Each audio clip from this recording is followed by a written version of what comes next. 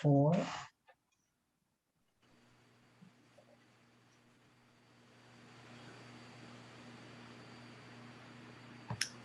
Welcome everybody to day 2 of PMAC's MainTrain 2021. I'd like to bring a couple of housekeeping issues, talk about those right away. If you have any technical issues, please put them in the Q&A and our tech will help you. If you want to make your presentation window larger, there is a method of doing that by clicking on the top corner, and it'll be full screen. If you have any additional comments or questions that we can't fit into the question and answer period at the end of the presentation, please feel free to get a hold of Conrad in networking tab within Feed Loop. And what else do we got? As far as questions go, there is a Q&A tab or a button within this presentation that you can put your question and answers, and we'll answer them at the end of the presentation. Without further ado, I'd like to introduce Conrad Greer, founder of SPC Results. He's had a long career in improving SAP business processes in oil and gas, pipelines, utilities, and transportation companies. One of the #1 problems that he's come across in his career is poorly identified MRO material masters. So he's going to talk a little bit about that today, and I'll hand it over to Conrad. Thanks, Conrad. Thank you, Cam. So good afternoon, and I'm pleased to share insights with you that can make your operations run faster, better, and support improved asset reliability. My topic is improving maintenance, repair, and operations material identities. I'm shining a light on a widespread problem affecting many maintenance organizations that harms their success and is an impediment to every attempt to make anything work better. My talk applies to what are commonly termed asset-intensive industries. These are businesses that have plants, factories, process units, utilities, physical systems that indirectly deliver value to customers. Operations and maintenance success in these businesses is heavily influenced by the combined effectiveness of the maintenance and the supply chain organizations. Businesses that fit this description include energy, pipelines, electric and gas utilities, mining, manufacturing, and process industries.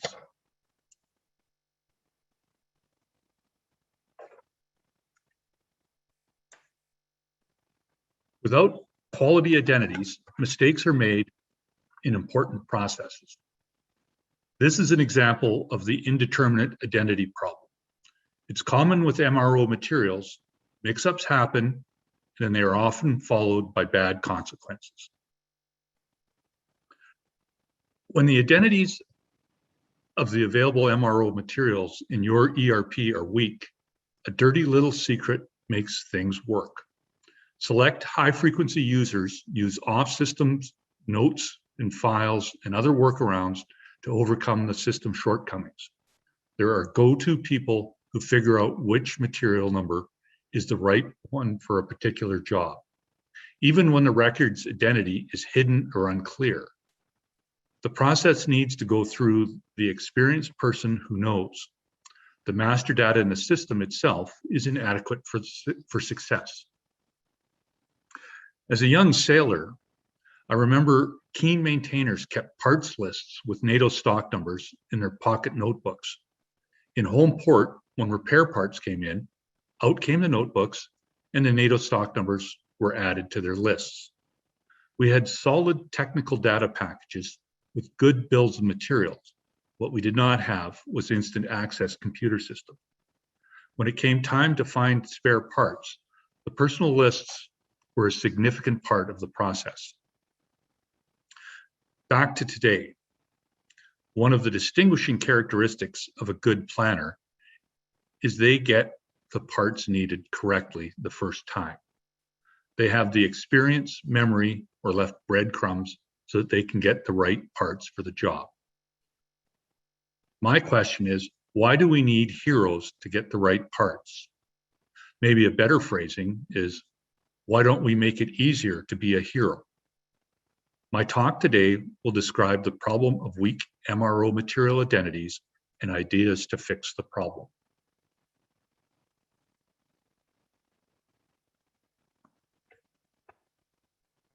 Let's start by looking at the problem with MRO material identities. I've been doing supply chain maintenance business process consulting for more than 20 years. A near universal observation is that clients have poorly identified spare parts and operating materials. I name the problem the MRO material identity problem, and that is not common. Most often, the problem is described as a material master quality problem, which is too fuzzy to be useful. If you want a solution, calling it a data quality problem is more of a magician's hand wave than a problem identification. Some clients are indifferent to the problem, viewing it just as a cost of doing business, a type of business friction not worth solving. Others pay no attention at all. Still others have noted it's a real problem and have tried various approaches for improvement. Some attempts were too little, like taking a knife to a gunfight. The too small approach includes making a one-page material description standard that says all descriptions will start with a noun, includes a short list of approved abbreviations, and a few rules on capitalization and commas. Some clients have broken out a bazooka for the gunfight, but not fared much better. I'm talking about implementing a separate master data management system without due regard to the unique identity requirements. I'll talk about my observations on master data governance systems and process implementations later.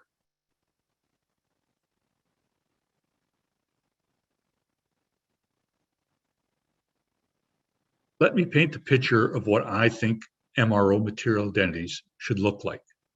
Then we can look at the current state of many organizations and how we arrived here. My definition of an MRO material identity is the combination of description fields, the manufacturer and manufacturer part number for MPN type items, and other key specifications of the item that the record represents. It's everything in the record we use to say this is a particular item. We use material masters to represent real-world items in business processes that plan, execute, track, and settle activities in support of real-world operations and maintenance. They are the original digital twins. In addition to an identity, material master contains values and parameters used repetitively to execute business processes. Stored values are things like the buyer responsible, the reorder minimum and maximum stock values, the codes that link it to the general ledger accounts needed for accounting transactions, and warehouse bin IDs.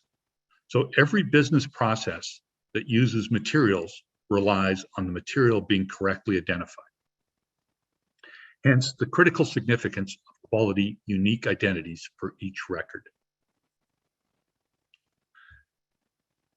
Getting back to the topic of why are material identities weak, my view is the problem has not been adequately defined, allowing it to hide in plain sight. The last 40 years has seen supply chain maintenance processes that keep assets running shift from being locally organized with process knowledge being human-centric to centrally managed business processes run on ERPs and CMMSs. Knowledge has moved from local practitioners to system records. In the migration of knowledge from local humans to central master data, the job of setting identity standards for MRO materials did not transition well. The migration was driven by the efficiency gains of implementing enterprise software systems, SAP, Oracle, JDE, and Maximo being most of the top tier. The software vendors and systems integrators that implemented the ERPs did not have MRO materials expertise. Remember, the spares knowledge was local and human-centric.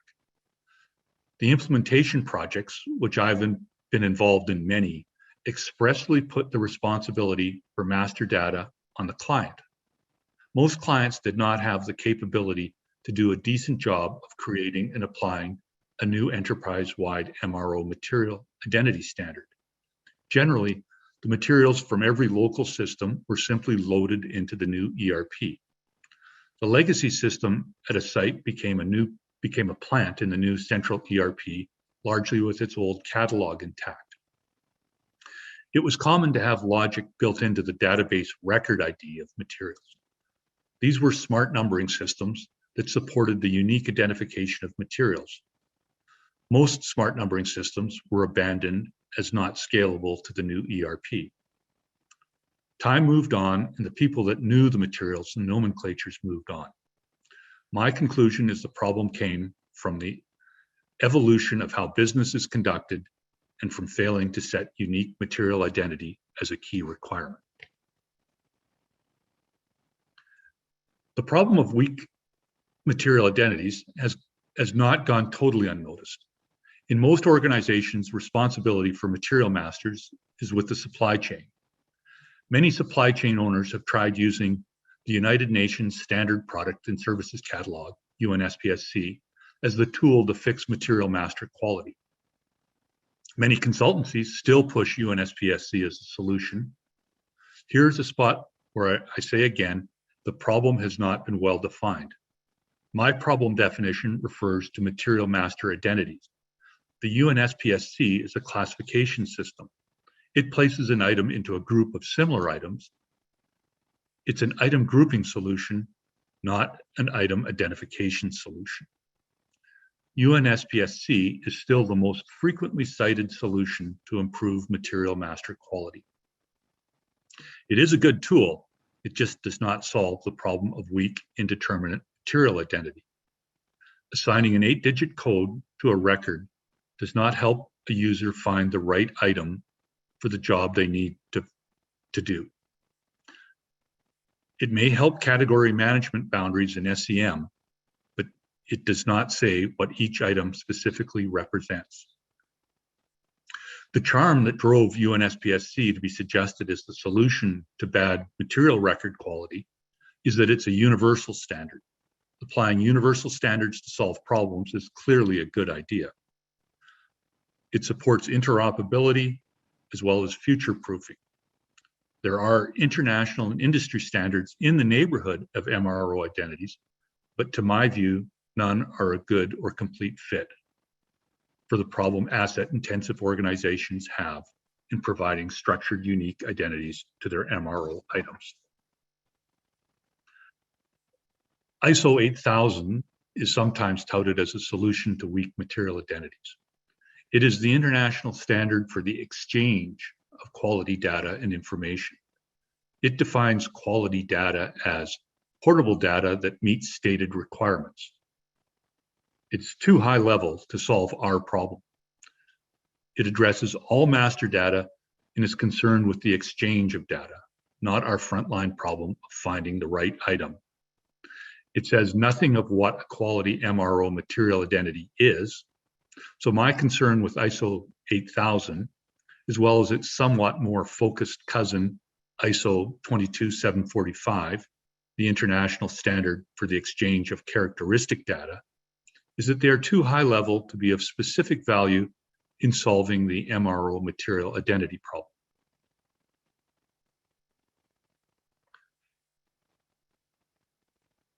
In material identity management, what matters is to be able to have uniquely identified materials within your own enterprise.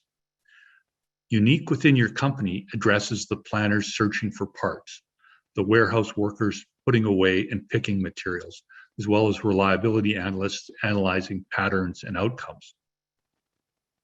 It also gives a reference to identify duplicates when your company acquires another company. I grounded my understanding of MRO material identities when I found the impossibility of doing good cross-referencing in merger projects. This is a good point to address what may be on some of your minds. You may be thinking, doesn't a manufacturer's part number provide a unique identity? It does and is useful if your company has an OEM parts-only strategy. Where it fails is on all the non-MPN items used to operate and maintain your assets. The percentage will vary by business, but 40% of your MRO material items, being non-MPN materials, is reasonable.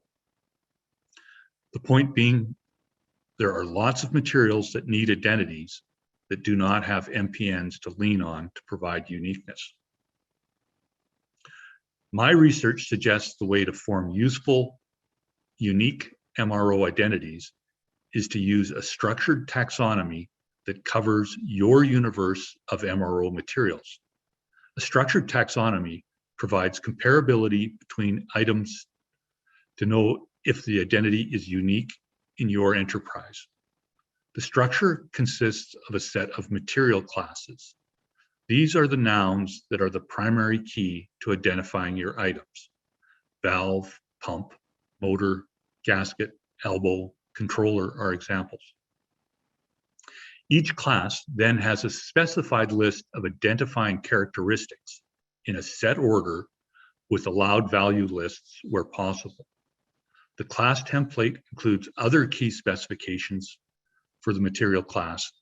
Key specs may be attributes there's no room for in the short descriptions, but also specs that, although not needed for identity from a maintenance viewpoint, may be important in the technical authority and reliability organizations. Finally, for MPN type items, the manufacturer and manufacturer part numbers go into the template. Simply, the template contains fields to fully identify the attributes that make an item within a specific class unique. If two items code the same in the template, they are likely the same item.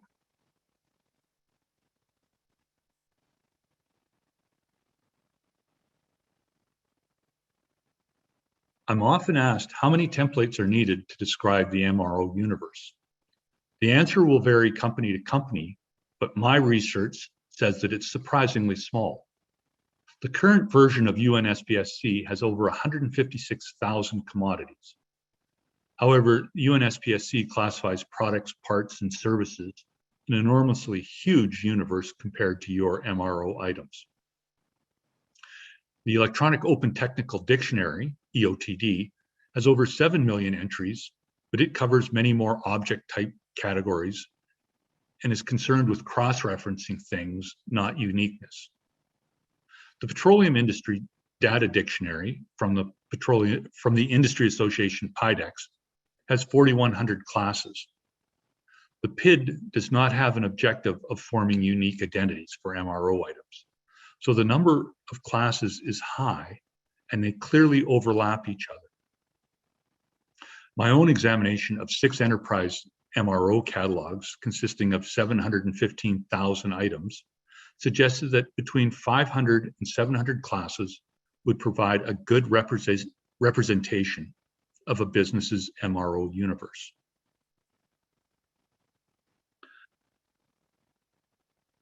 Coherence is an important concept in creating unique structured identities. What I mean by that is that each class must be unique without overlapping coverage with any other classes. Coherence means the pieces of the taxonomy fit together without interfering with each other. Think if you had multiple material master admins and they each coded the same new item. With a coherent taxonomy, likely they would all assign the item to the same class because it was the one class the item fits in.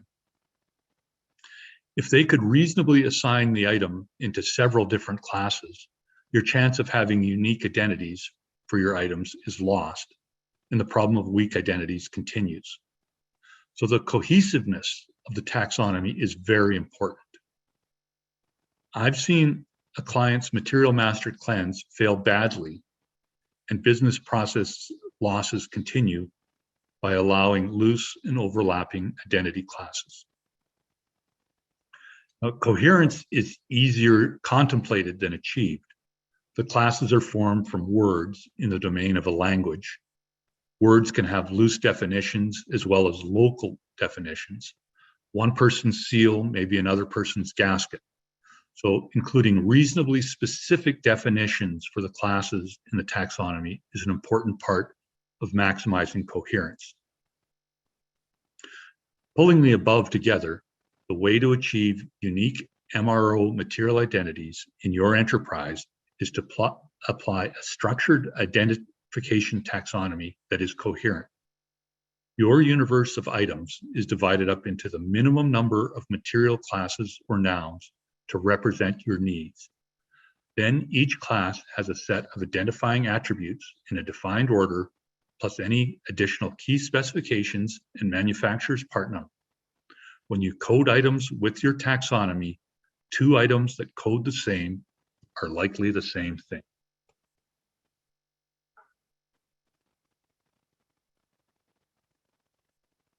The next critical point is that having a structured identity taxonomy provides a tool to assess material identity quality. Material that satisfies the quality standard is one whose descriptions, key specs, and manufacturer and MPN conform to the class template. It's a binary test. The item conforms or not. A solid taxonomy is also perfect for doing high quality MRO catalog merger. Have you heard of mergers where the benefits were not achieved? Challenges from MRO material conversion is often on the list of bad things that happen. A big part of performance improvement from applying an identification taxonomy is the ability to rid the MRO catalog of mushy, indeterminate materials. Every item in your catalog represents something to at least one person at one point in time, or it would have never been created. The challenge of materials with weak identities is they mean nothing to most people. A leading cause of adding new materials to catalogs is users being uncertain which item is correct, causing a new material request. The MRO catalog expands. Why are hundreds of MRO materials added to the catalog monthly when there are no new assets that have been commissioned? It's likely because users could not identify what they need within all the mushy, indeterminate records. Effectively, we are creating personal catalogs that work against our goal of efficient operations. Let me also add that I've never seen a material master administration process that did not have a duplicate check step. The challenge is, without a good identification taxonomy, the likelihood of finding duplicates is low.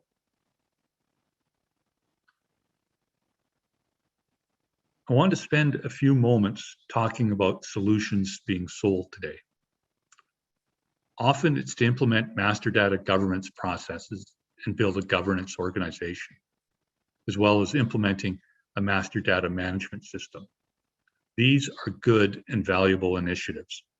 They are generally sold from the top down or led by the information management organization. These systems include great tools to parse data, make workflows for new items and changes, as well as syndicating master data to multiple ERP backends. What none of the vendors' systems or even the systems integrators offer out of the box is a solution on how to arrive at unique structured MRO material identities. You will likely be offered an automated coding to the UNSPSC delivered by the latest in machine learning. I remind you, this will not solve the MRO material identity problem. The tell in the presentations is saying, our system can implement any rules you have for data quality. You bring the rules, our system can run it. As I said earlier, the problem entered the ERP world when the responsibility for this new enterprise-wide catalog was left to clients, and they generally did not have the experience or expertise to create a structured identification taxonomy. A new master data management system is a great platform to solve your MRO identity problem on. It's simply not a solution to the problem by itself. Now, I want to move on to the topic of MRO material life cycles before connecting the dots and summing up. I said that the purpose of an MRO material master is to represent its real-world counterpart in business systems. We need system records only for materials currently in service in our operations. I spoke of indeterminate records being clutter that harm effectiveness, but obsolete items that remain in a system are clutter as well. The solution to the obsolescence problem is a workable process for updating system records when systems and equipment upgrade projects happen. Most clients have an on-paper process for MRO obsolescence. The challenge is having it work. It's a cross-functional challenge involving a technical authority with responsibility for the asset project involved, the EAM data administrators, and the MRO material administrators. It's the last connection that is often broken.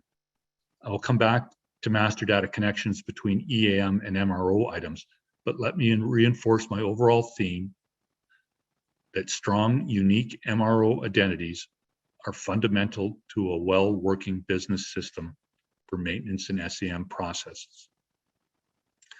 Items with indeterminate identities are not connectable to other EAM objects. Extending thoughts on material life cycle, let's discuss the beginning of the life cycle. It starts with a capital project that creates the need for MRO items. This is an exciting area where information technology advances have enabled great new possibilities for timely and quality MRO master data. In the recent past, a typical major project would live its life disconnected from the operations and maintenance world and its ERP support team. EPCs would be paid for spares plans and likely initial provisioning. The breakdown in the transition of what was likely paper records to the MRO master data support team. I won't go further on this topic, but integrating the in-service master data requirements from the capital project is very valuable, and our digital world now makes this feasible.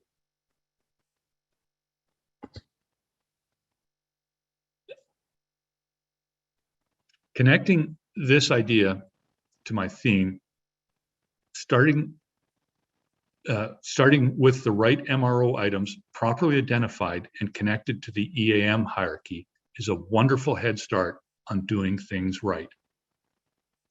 Every one of your companies should put some attention to the processes that will integrate the master data for the operational life of an asset from its asset creation phase. I know the capital asset development world has taken a tumble in Canada, but there is still good news here. The time to do work on an engine is when it's shut down, not operating. Improving business processes in something as complex as major capital projects while they are in flight is usually futile. Before summarizing, I want to discuss a point of view I've encountered several times. I hear the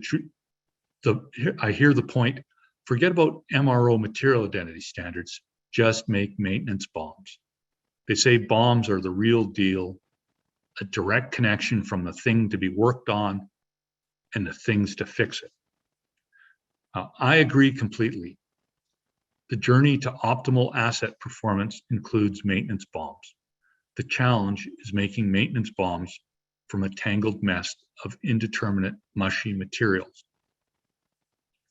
Applying a solid MRO identity taxonomy could reduce your material catalog by half, and perhaps more depending on how bad your starting position is. Build bombs from a leaner catalog that has already fixed the conflicting items representing the same spare. It's not a choice of material identities or maintenance bombs. It should be both, but start with identities. The final question is this a problem with good economics to solve? My answer is yes, it is. The business case and numbers will be different business by business. The worse your challenge of too many indeterminates, the better the return on fixing. The cost saving from structured, unique MRO material identities comes from, first, time saved in planning business processes, including job planning, sourcing, warehouse kitting, etc., all caused by long searches, double checking, and the time and delay of adding new but unnecessary items to the catalog. Next is reduced disruption of scheduled jobs caused by wrong materials going to jobs. This includes a potential for lost production knock-on effect from the rescheduling. Then there's the reduced reverse logistics of returning wrong materials. This includes both returns to the warehouse and back to suppliers. There's also reduced free text purchasing and all of its negative effects. This will come from the comparative ease and trustworthiness of using items identified by the MRO catalog item. Next is the actual consolidation of purchased items. The warehouse component here could be very large. And finally, is the risk reduction of low probability but extremely high consequence failures caused by installing incorrect and unsuitable materials in productive assets. High consequence failures include personnel injuries, deaths, environmental harms, and large-scale loss of production. The losses and delays avoided by applying structured, unique MRO material identities is large.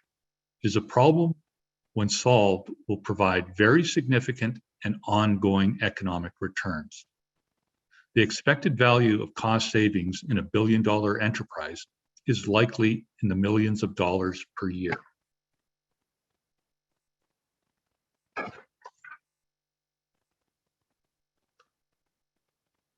So my conclusions, what I want each of you to take away from my presentation is that in our current business environment where companies are focused on cost reduction that does not harm effectiveness, that improving MRO material identities is an opportunity worth taking a good look at.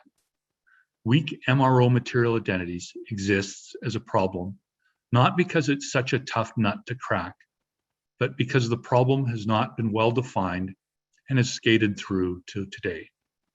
Not only is there the improvement directly from better unique MRO identities, but every other maintenance area you attempt improvement in will benefit from the reduced friction of clear material identities.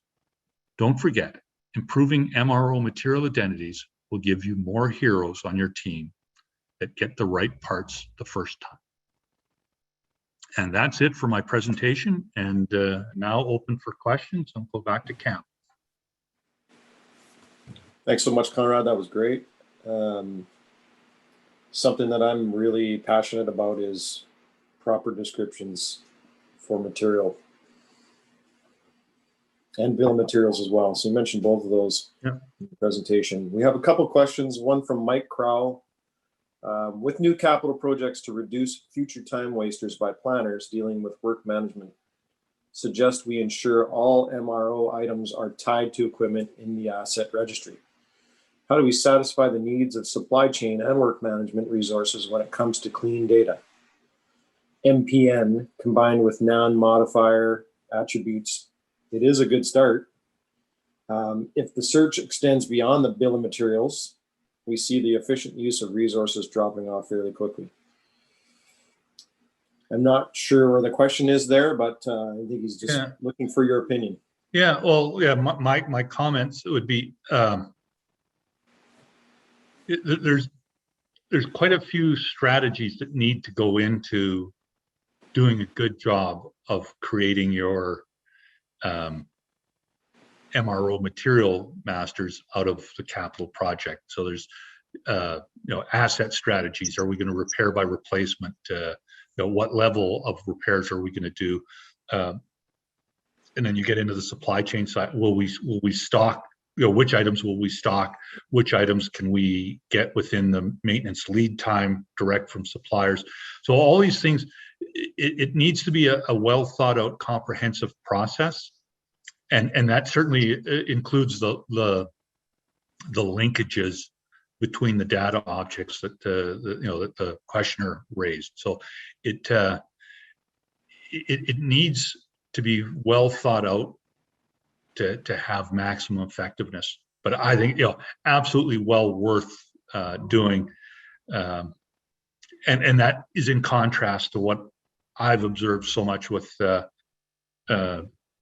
capital project gets to set to work. Now the maintenance and operations crew are cut in on this. Something falls over during the day shift.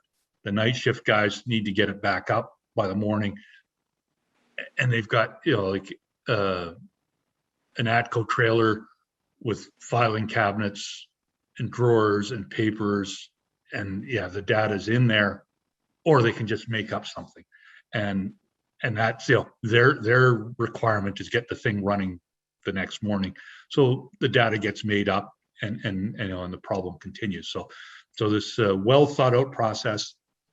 And I'm seeing evidence of companies doing it. So that really is good news for us. Yes, I hear what Mike's saying, because there's so many inputs and lots of resources from different departments required with capital or maintenance.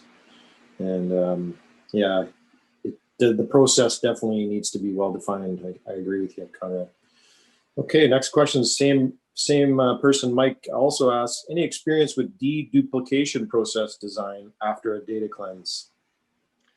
Yeah, well, that's really the central premise that got me onto this problem. Doing merger projects, and okay, I'm the analyst assigned to this, and just deduplicate this. Well, how do you compare? And right, even on the MPN items, without application of standards, where you got commas, spaces, sometimes with prefixes, sometimes not. The ability to cross-reference is challenging, and so what I've seen, I've generally not been impressed with. So. And I think this sort of structured approach that I'm recommending will perform much better. Okay. We have a question from one of the delegates. When you say that your research has found that 500 to 700 classes will work, can you share this information for others to use as a guide? What about key attributes after the keyword? Well, yes, I've developed a taxonomy that does this. This is not the forum. This conference isn't it's not a sales conference for me. So I wanted to talk about the problem and what I've seen. The number one issue why this isn't resolved is it's a lack of awareness. So my goal today was to raise awareness about it, and in particular, it's the supply chain function that usually is responsible for these objects. And if you list the 20 things that might keep the supply chain manager awake at night, material descriptions is never going to make that list. Over in the maintenance world, the pain is felt much more directly. So that's an element of the awareness problem. So this, speaking to a maintenance conference, these are people that sort of, I think, much easier to get. This hurts. So my message is share it with your supply chain friends, and and use a thorough approach to it. You know, the other side is, yeah, there's lots of places, lots of outfits that sell, you know, will do a data cleanse. If it doesn't rationalize it, and if, you know, if there's not coherence in the structure, you still can have, you know, hundreds of thousands of duplicates and indeterminates that exist. So it needs to be well thought out. Great. Thank you. I think that's it for questions. I had one that I'd like to ask, and that is, you know, is there software that you would recommend to do such a cleanse, or, you know, that you've used in the past that you thought was well done? I mean, you mentioned kind of master data management systems. Yeah, well, I do. First, you know, my experience, I am an SAP consultant, so much more familiarity with the SAP world. First thing I'll say on SAP's own master data governance solution, to me, they designed it for their biggest clients, you know, the 100 biggest clients in the world, and these are all clients that will never get to a single ERP backend just by their scale, their acquisitions. Right. So they can never get their processes consolidated on a single system, but they can have the, you know, they may get to unified master data and all master data objects, not just material masters. So that's a big part of the architecture of SAP's MDG, and that makes it, for, you know, in the Canadian context, I'm not aware of you know, any of the clients I've ever worked with, and it's a lot of the biggest energy clients and utilities. Nobody's running multiple backends, so, you know, you're getting a system that's built, it's overbuilt for your needs, and there's an overhead. There's definitely an overhead to pay for using that. So I'd say the MDO system by Prospecta, it's available as an SAP bolt-on, much cheaper, much more streamlined, and it definitely supports the concepts that I'm talking about. It's certainly not the only one, but that would be the top recommendation I'd have is MDO. So MDO by, what was the name? Prospecta. Prospecta? Yeah, and they're pretty much rebranding their company as MDO now. Okay. Thank you, Conrad. All right, I don't think we have any more questions, so really appreciate your time and effort in putting this together, Conrad. And hopefully we will have some networking ability after the conference or after this presentation. And, yeah, look forward to chatting. If I've raised awareness, that was the goal. So very well. Okay, well, thank you all, and everyone enjoy the conference. Thanks again, Conrad.